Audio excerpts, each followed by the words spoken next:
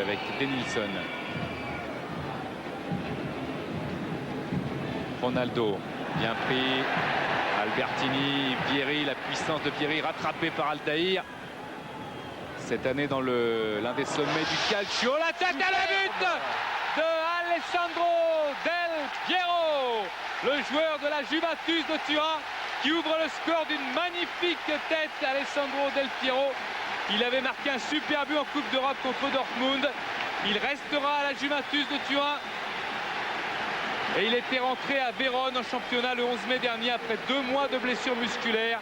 Del Piero qui marque, c'est 1-0 pour l'Italie. Oui, à noter l'excellent travail de Vieri. Et vous avez vu comment Del Piero a bien passé devant le défenseur brésilien, centre du pied gauche en pivot.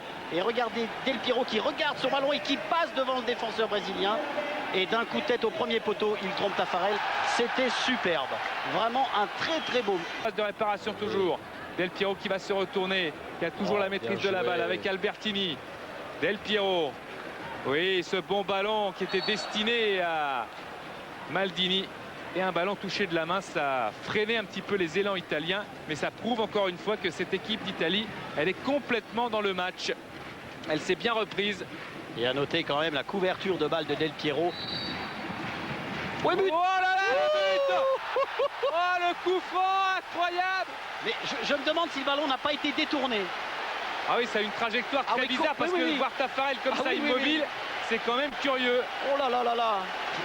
Oh là là là là. Quelle frappe. On va revoir ça au ralenti, mais j'ai l'impression qu'elle a été détournée. Je crois que c'est Aldaïr. Oui, il le détourne. Et il s'en va en pleine lucarne opposée. Ah, pas de chance là pour Aldaïr, c'est un coup de massue terrible pour les Brésiliens. Mais quand même la frappe était superbe, elle était forte. Oh là là là là là là. Ah bah Albertini dans les tirs de coup franc, c'est le maître du Milan AC. 8 buts cette saison dans le calcio, Albertini dans 7 pénaltys, qui va progresser, qui va prendre tout le monde à revers, qui va pouvoir centrer un centre détourné en corner par Alessandro Costacurta. Il y a de réelles possibilités, hein, ce Denilson. Il a l'air plus vif que Giovanni, plus dangereux. Roberto Carlos, attention. Oh là là, le but contre son camp d'Attilio Lombardo. Ça fait 2 contre son camp dans ce match sur 3 buts.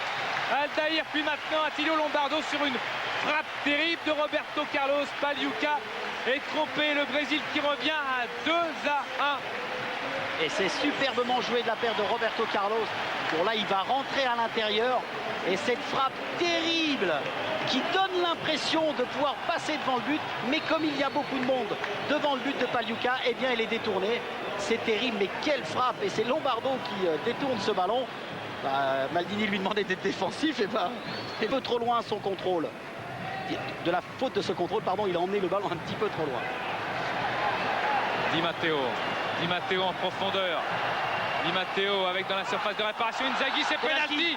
Oui, il était quasiment obligé, monsieur Moment, tout à l'heure, après ce qui s'est passé tout à l'heure, de siffler un penalty pour cette faute sur Inzaghi, le meilleur, le capo cannoniere du calcio. On va le revoir parce que là, vous voyez, il fait obstruction avec sa jambe, il n'y a rien à dire. Mais ce qui est surprenant, c'est normalement, si l'arbitre siffle penalty, il devrait exclure le joueur parce que c'est le dernier défenseur et c'est une faute grave. Alors, donc, allez-y. Mais simplement, comme il siffle le penalty, ça veut dire que c'était le dernier défenseur, c'est une faute très grave, il doit exclure le joueur. Là, le joueur italien avait bien fait la différence. La logique doit être respectée jusqu'au bout. Dans la surface de réparation, il y a eu discussion entre Inzaghi, qui avait raté un penalty en championnat cette saison, et Alessandro Del Piero, qui va frapper face à Taffarel, spécialiste des tirs au but. Del Piero qui marque encore. L'Italie qui mène maintenant sur le score de 3-1.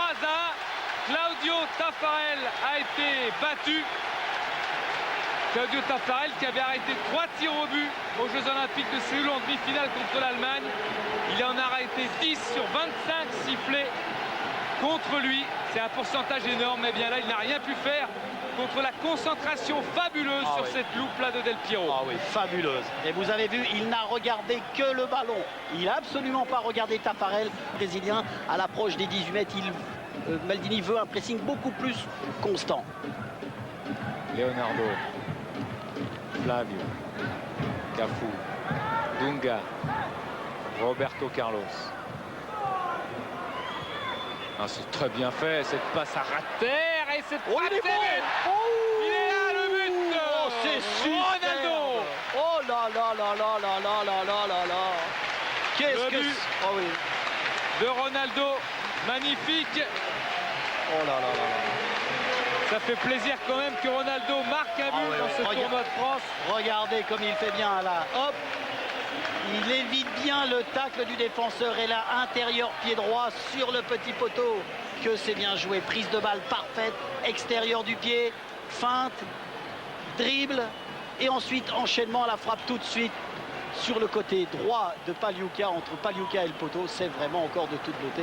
Même brésilienne, parce qu'après 35 minutes de jeu, vous avez 12 minutes de possession de balle de la part des Brésiliens et seulement 8 minutes 30 des Italiens. Attention. Oh, Ça va au bout, ça va au bout. but de Romario. Non. Si. y est. Si. Oh là là là là là là. Oh, quel but de Romario. Oh là là. Ça y est, il s'est réveillé, Romario, qu'on avait trouvé très éteint. Oui, c'est mérité parce qu'il a fait une deuxième mi-temps de toute beauté. Il a été sur tous les coups. Et regardez encore. Bon là, il y a un petit contre favorable. Leonardo qui emmène ce ballon. La passe de Ronaldo. Romario qui emmène. Il évite astucieusement la sortie de Pagliuca par cet extérieur de pied droit. C'était un petit peu confus, mais là Romario a récupéré. Extérieur pied droit. Ça c'est bien joué. Il a bien vu. C'est le 57e. Et on est dans les arrêts de jeu. Romario a fait une fausse piste au dernier moment. Et Roberto Carlos l'avait encore enregistré à la première place. Et Pagliuca a ce ballon dans les pieds. Gianluca Pagliuca qui dégage. Et c'est terminé sur ce match extraordinaire entre le Brésil de Ronaldo, l'Italie de Maldini. Le score final, c'est 3-2.